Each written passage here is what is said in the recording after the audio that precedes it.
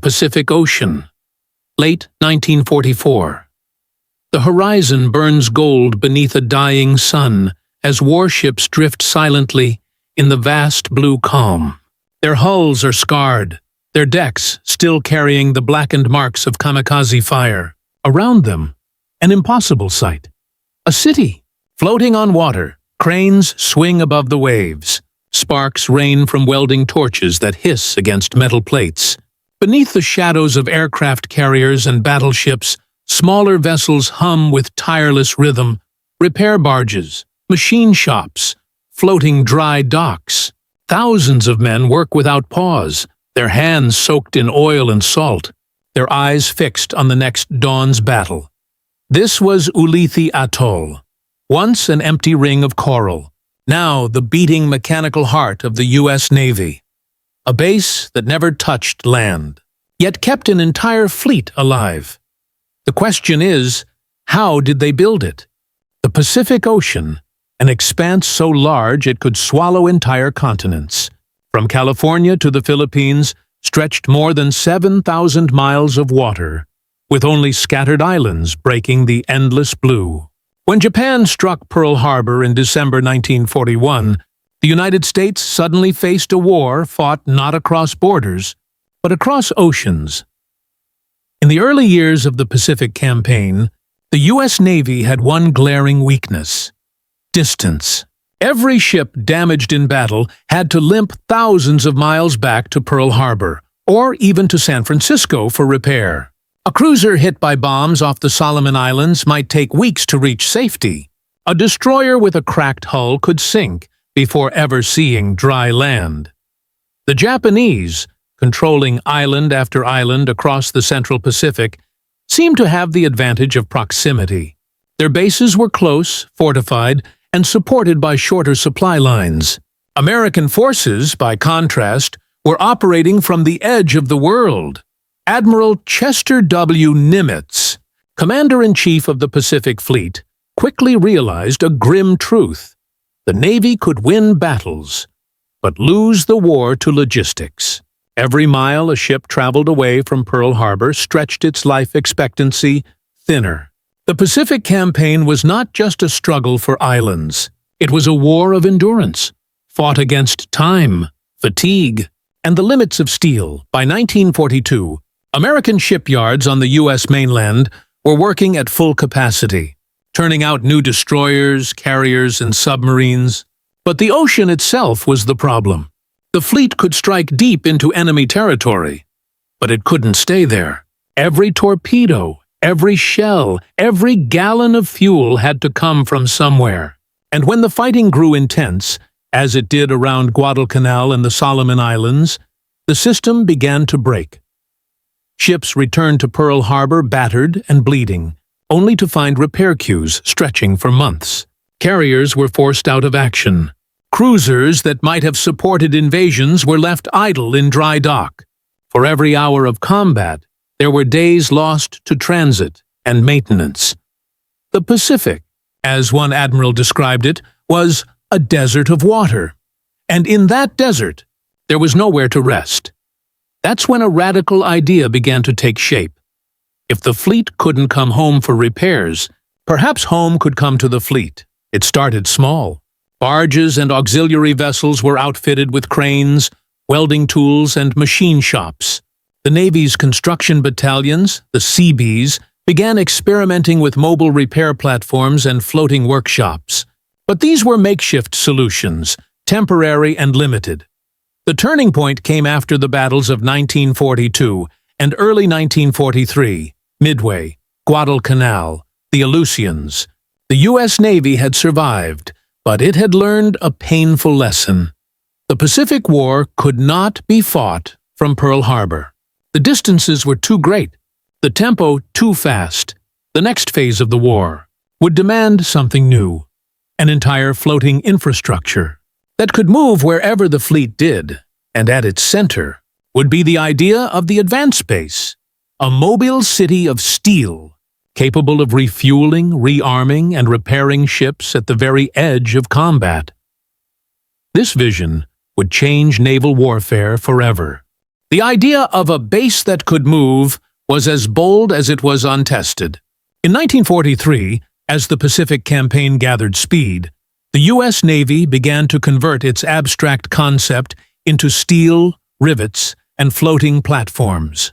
What emerged was one of the most complex engineering efforts of the entire war. At the heart of this transformation was Admiral Chester Nimitz's command philosophy. The fleet must fight and live in the forward areas. To make that possible, he turned to an army of builders, the Seabees, and to a network of naval architects and logisticians who would create the backbone of America's oceanic empire. They began designing what came to be known as advanced base sections, modular units that could be shipped, assembled, and expanded anywhere in the world. Each section carried everything a base might need: power generators, fresh water distillers, repair shops, ammunition depots, and even hospitals. But these weren't built on land. They were built to float. The most ambitious of these constructions were the auxiliary floating dry docks, known as ABSDs. Each one was a mechanical marvel, a set of massive concrete and steel sections, 93 feet wide and 256 feet long, that could be towed across oceans and linked together into a single giant dry dock, long enough to lift a battleship clean out of the sea. When assembled, an ABSD could handle vessels up to 90,000 tons, comparable to an aircraft carrier. Once a ship entered, the dock was flooded to submerge. Then powerful pumps expelled water, lifting the vessel high and dry. Engineers could then inspect damage, replace armor plates, patch hulls, or rebuild entire propeller shafts, all while thousands of miles from any shore facility. By mid-1943, a new logistical arm was born: service squadrons, or servrons. Each consisted of dozens of support ships, repair ships, oilers, ammunition tenders, floating cranes, and supply barges. Together, they formed a self-contained city, capable of sustaining entire fleets at sea. Rear Admiral William R. Carter, often called the architect of naval logistics, took command of these mobile squadrons. His job was not glamorous, but it was vital. Carter's crews established forward bases in places most Americans had never heard of: Espiritu Santo, Funafuti, Manus, and later Ulithi. On paper, these were coordinates in the middle of nowhere. In reality, they became the heartbeat of the Pacific war machine. At Manus Island in the Admiralty chain, Seabees carved airstrips from jungle and assembled dry docks in calm lagoons. By late 1944, Ulithi Atoll, an empty coral ring discovered by Micronesian fishermen centuries before, was transformed into the world's largest naval anchorage. Within months, more than 700 ships could anchor there. Carriers, destroyers, submarines, and the floating workshops that kept them alive. Every tool, every bolt, every barrel of oil was shipped across thousands of miles of ocean. Nothing existed naturally. Everything had to be brought in and built by hand. Yet once completed, these floating bases operated with the precision of a mainland port. The concept was breathtaking in its simplicity. Bring the factory to the battlefield. Ships no longer needed to retreat. They could be repaired, refueled, and rearmed in days instead of months. By late 1944, the U.S. Navy had achieved something no other nation had ever done. It had made the ocean itself its home. The teen stage was now set for the fleet's relentless advance across the Central Pacific, supported not by land, but by a floating civilization of engineers, welders, and sailors.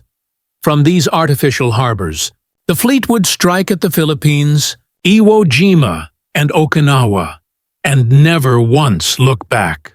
1. The human angle. Life on the floating frontier. For the sailors and Seabees who lived aboard the floating bases, life was a strange mix of monotony and miracle. They were men who rarely saw combat, yet they lived in the heart of war. Day and night, they toiled amid the clang of hammers, the hiss of welding torches, and the rhythmic beat of engines that never stopped turning. Each man carried his own small story. A mechanic from Ohio, a welder from Brooklyn, an electrician from Kansas, now joined together on a barge anchored thousands of miles from home. Their world was steel, oil, salt, and sweat.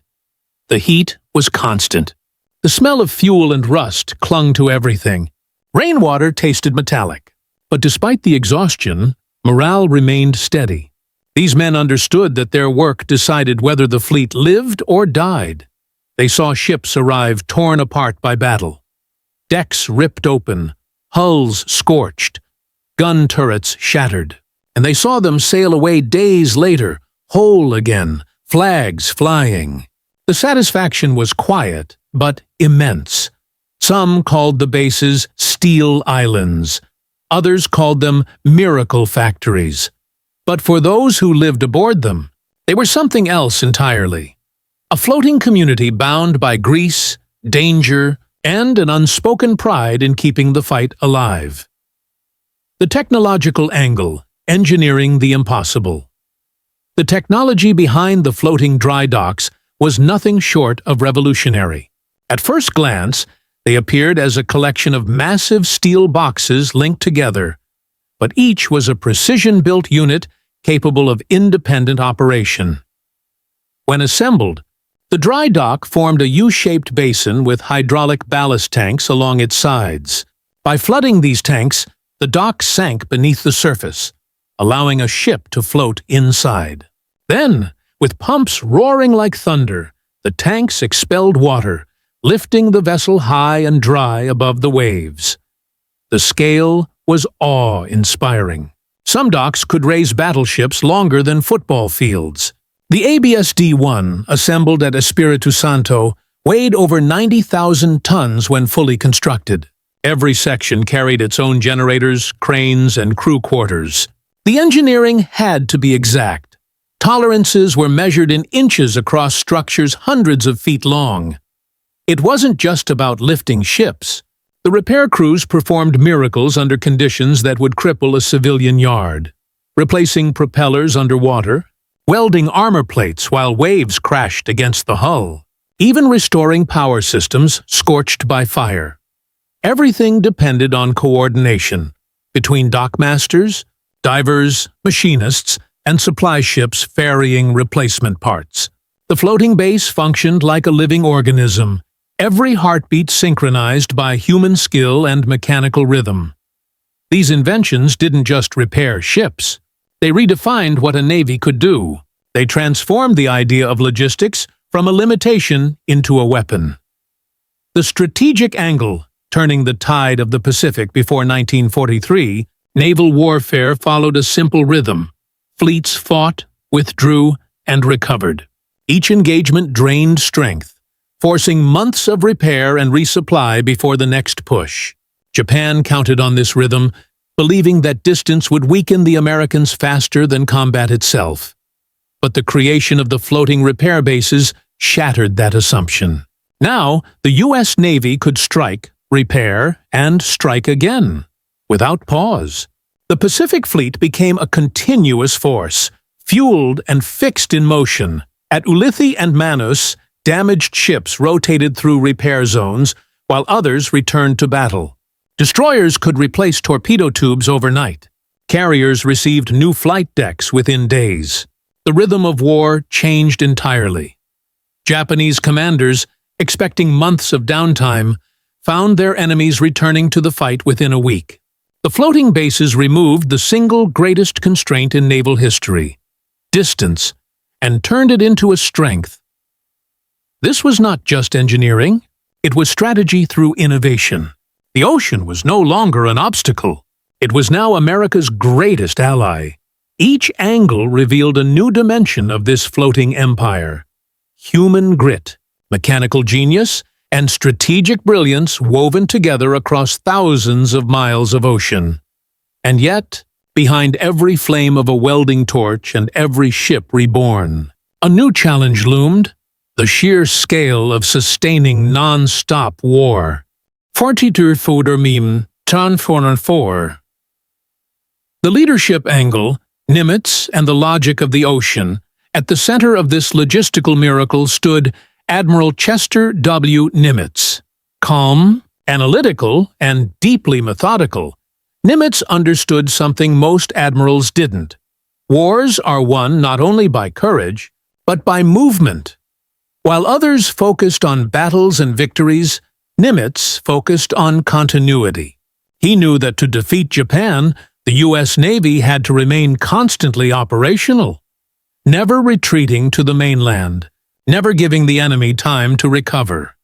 He pushed for decentralization of command, empowering men like Rear Admiral William R. Carter and Commodore Worrall Reed Carter to build what would become Service Squadron 10, the logistical arm of the Pacific Fleet. These squadrons were not glamorous, but they were essential. They made Nimitz's vision of a self-sustaining Navy real. Nimitz's genius lay in foresight. He anticipated not just where the fleet needed to go, but what it would need once it got there. He understood that the Pacific, though vast and hostile, could be tamed through organization. Under his direction, supply chains became as disciplined as battle formations. From the massive floating dry docks to the humble tankers that delivered fresh water, every element was part of a single living organism, the fleet itself. By 1944, the Pacific Ocean was no longer a void.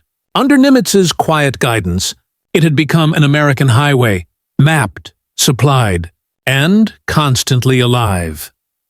The enemy angle, Japan's fatal miscalculation to the Imperial Japanese Navy.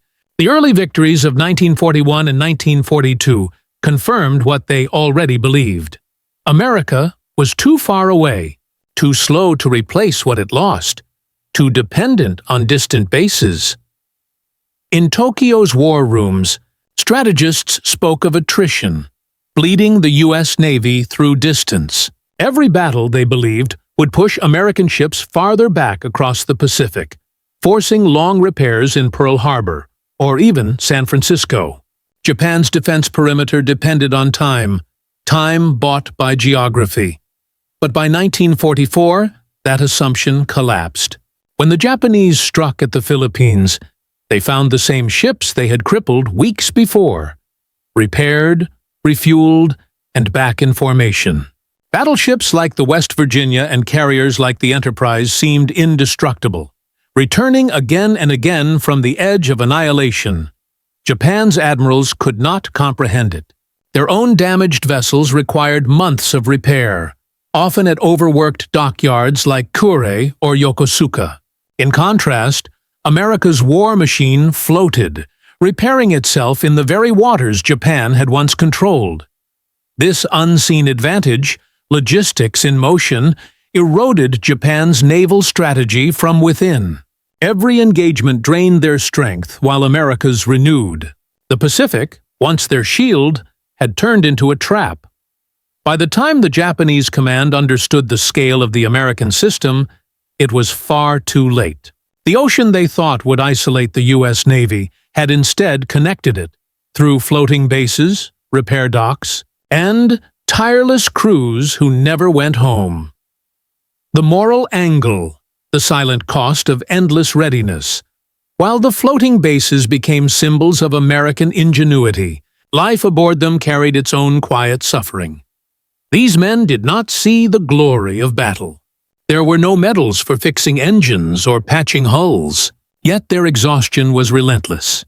Many worked 18-hour shifts in suffocating heat, sleeping beside the same machinery they repaired. The hum of generators and the clang of steel became the rhythm of their existence. The Pacific's humidity corroded everything: tools, clothing, even lungs. Saltwater burned through metal and skin alike. Isolation weighed heavy. For months, sometimes a year, these men never set foot on land. Letters took weeks to arrive. Some never came at all. Yet there was pride, deep, unspoken pride. They watched the ships they repaired sail out, and never return. Knowing their work had made the next victory possible. For every destroyer that fired its guns, 100 hands had turned wrenches to make it whole. Few of these men were remembered after the war. Their names were not etched into monuments, but into the steel plates of ships that fought on because of them. Their burden was silent, but without it, the fleet would have stopped moving. By late 1944, the floating bases had become the invisible engine of the Pacific War, an industrial miracle sustained by leadership, misunderstood by the enemy, and carried on the backs of men who rarely saw the sky. But soon, the pressure of total war would test this system to its limits, in the largest naval battles the world had ever seen. October 1944. The waters off the Philippines churned with the sound of engines and gunfire. It was the largest naval battle in human history, the Battle of Leyte Gulf. A clash so vast it covered more than 100,000 square miles of ocean. For the U.S. Navy, this was not just another campaign. It was the test of everything their floating empire had built. Behind the front lines, hundreds of miles east, the real miracle was already in motion. At Ulithi Atoll and Manus Island, the Navy's floating bases had come alive. Service Squadron 10, commanded by Commodore Worrell Reed Carter, operated like a heartbeat, pulsing supplies, repairs, and reinforcements into the war's front edge. At Ulithi, a lagoon large enough to hold an entire fleet now swarmed with ships, aircraft carriers, battleships, cruisers, and destroyers. Anchored among them were floating dry docks, repair ships, oilers, ammunition tenders, and hospital barges. They formed a mobile metropolis of war, one that worked even as the guns thundered thousands of miles away. When the first reports of damage began to pour in from Leyte Gulf, the system was ready. The USS Canberra limped in with torpedo damage from a Japanese airstrike. Within hours, Seabees and repair crews were patching her hull and replacing entire engine sections. A ship that might have been lost in another war was back at sea within days. Nearby, the USS Houston, her decks ripped open, was lifted into an auxiliary floating dock, ABSD-2. Sparks flew day and night. Crews worked knee-deep in salt water, cutting away twisted steel, replacing armor plates by torchlight. Oil fires burned on the horizon, the smell of hot metal thick in the humid air. As night fell, the lagoon glowed faintly. Not from lanterns, but from the fires of welding torches.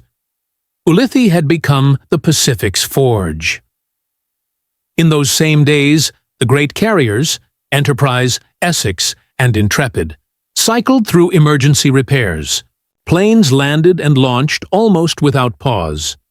Damaged flight decks were patched overnight. Propellers, engines, and radar masts were replaced in record time. Each repaired ship meant one more formation ready for the next wave. Each hour saved meant fewer lives lost. The Japanese believed they could cripple the U.S. fleet at Leyte Gulf, but they underestimated the invisible army behind it. For every ship struck, there was a dock waiting.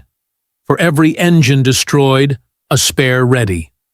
For every sailor wounded, a hospital barge prepared.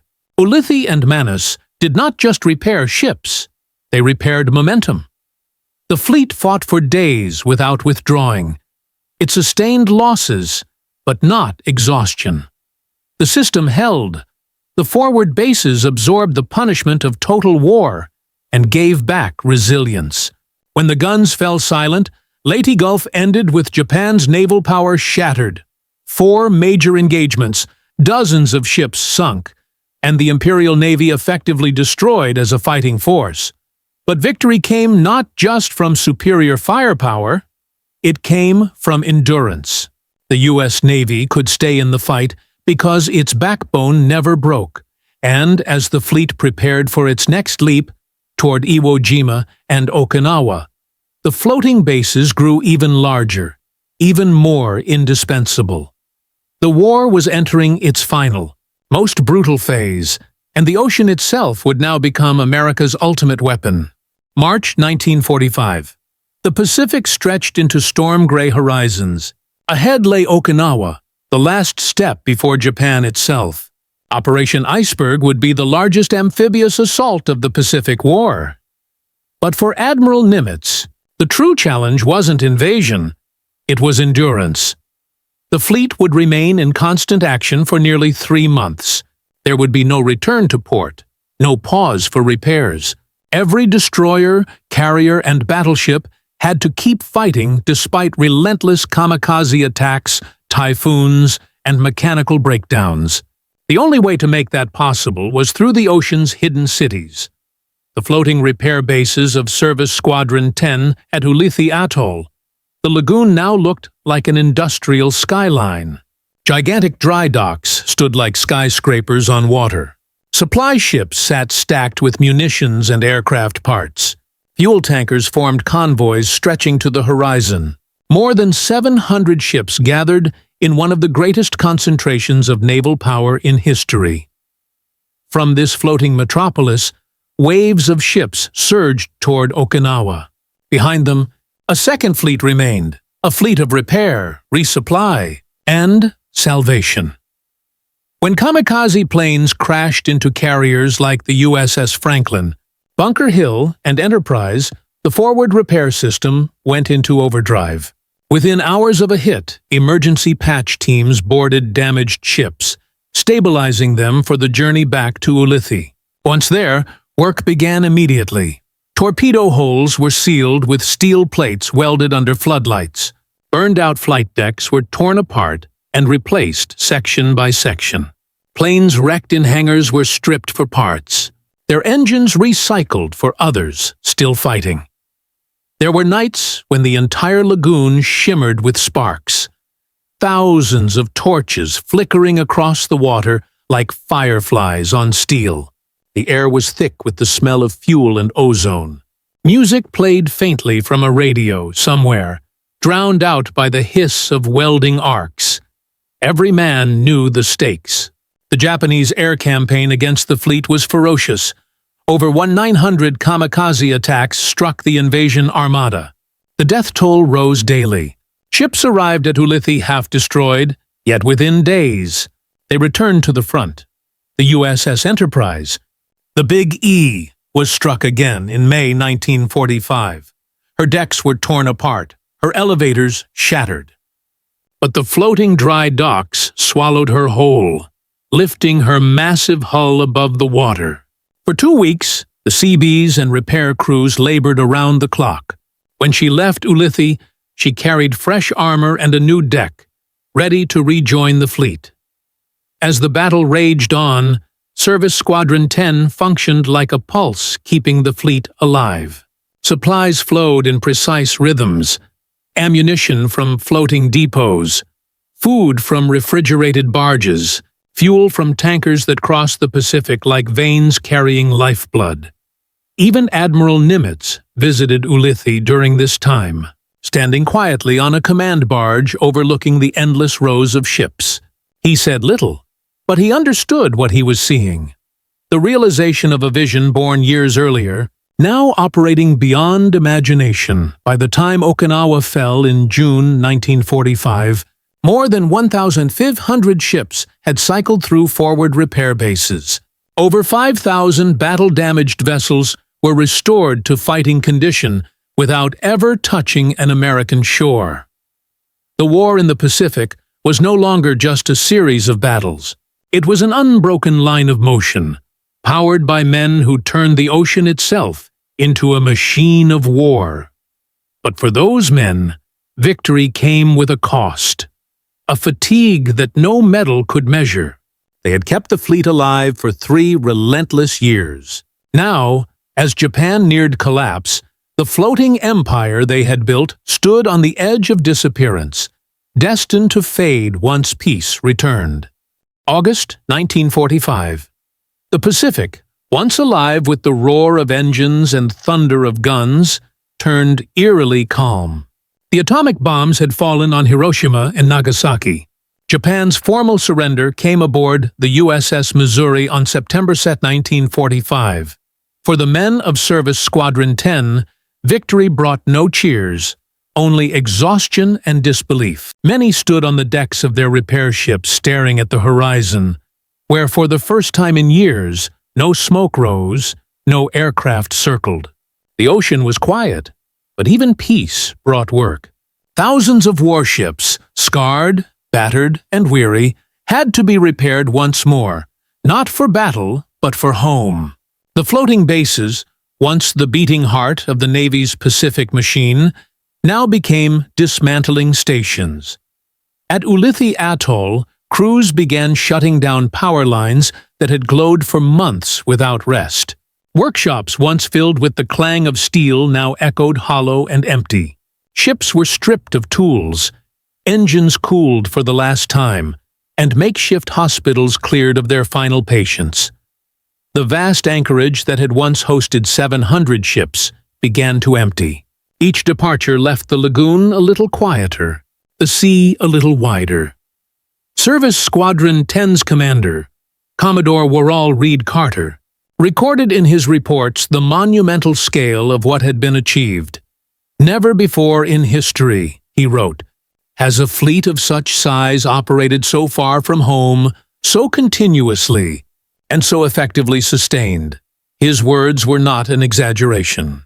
Between 1943 and 1945, floating repair bases had serviced more than 12,000 ships, transferred millions of gallons of fuel, and kept every major operation, Tarawa, Leyte Gulf, Iwo Jima, Okinawa, functioning without a single major fleet withdrawal. Yet, almost as quickly as they had risen, these sea-bound cities began to vanish. The mobile dry docks were towed back to Pearl Harbor, Guam, and the Philippines. Many were decommissioned, sold for scrap, or quietly rusted away in forgotten harbors. Some repair ships, like USS Vestal, the same vessel that survived Pearl Harbor, were retired after decades of service. Others were converted into floating workshops or training platforms during peacetime. For the sailors who had lived among these industrial giants, the transition to silence was almost unbearable. They had spent years sleeping beside engines, welding plates under combat alerts, eating in mess halls that swayed with the tide. Now, there was only stillness and memory. In the official Navy dispatches, their names rarely appeared beside those of admirals or heroes. They were listed under service personnel, their contributions summarized in a line or two.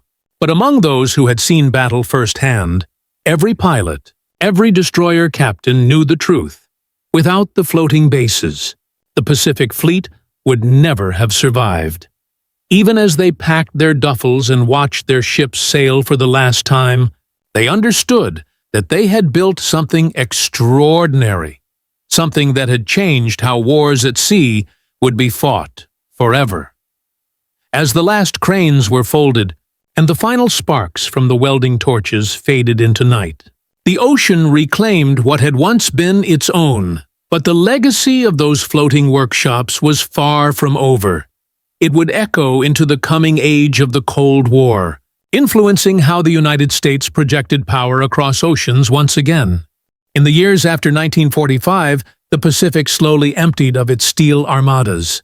But the lessons learned from those floating bases, those cities of cranes, welders, and fuel lines, did not vanish with the tide.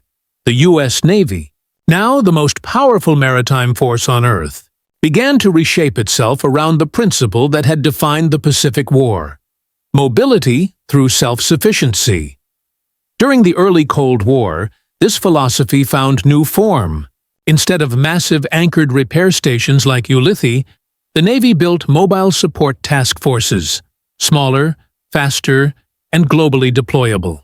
They carried the DNA of Service Squadron 10 ships, such as the USS Ajax and USS Prairie, became traveling machine shops, capable of performing full engine overhauls in the open sea. Floating dry docks were stationed in Guam, Subic Bay, and later Diego Garcia, allowing the U.S. to sustain operations across the vast Indian and Pacific Oceans. The Korean War tested this doctrine first.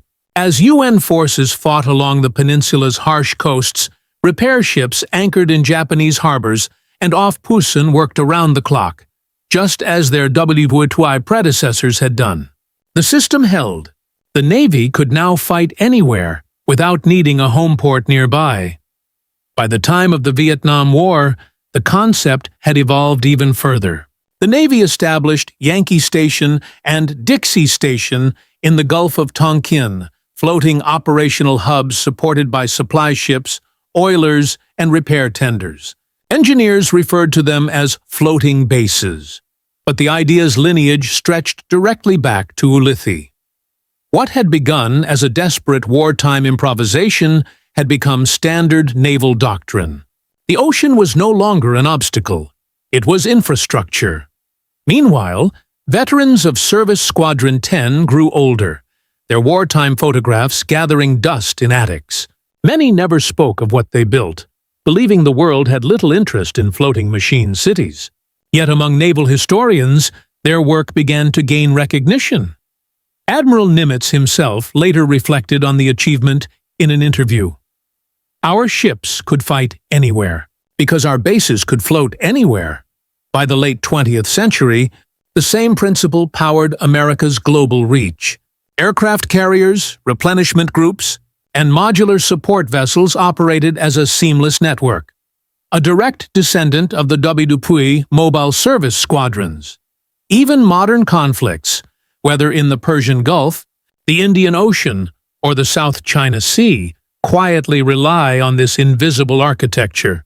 Fuelers, tenders, and repair ships ensure that fleets remain in constant motion, never returning home until missions end. The floating repair bases of WW2 were not just logistical triumphs. They were the first step toward the age of permanent mobility, an era where the world's largest navy learned to live entirely at sea. For the men who once welded decks beneath the stars at Ulithi, that legacy endures like the tide, unseen, unstoppable, eternal, and somewhere in the silence of the Pacific. Beneath the waves where anchors once dropped, the ghosts of those floating cities still drift. Reminders that victory is not only won in battle, but in the endless labor that keeps the battle alive.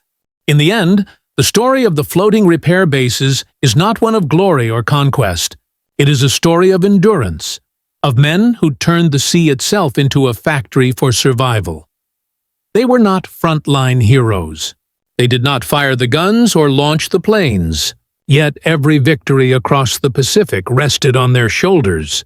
Beneath the headlines of Midway and Okinawa, their torches burned unseen, welding together the backbone of a fleet that refused to die. History often remembers the admirals and the battles, but the true triumph of the U.S. Navy's floating empire was its quiet defiance of distance, exhaustion, and impossibility. It was proof that technology, logistics, and human resolve could bend even the vast Pacific to their will.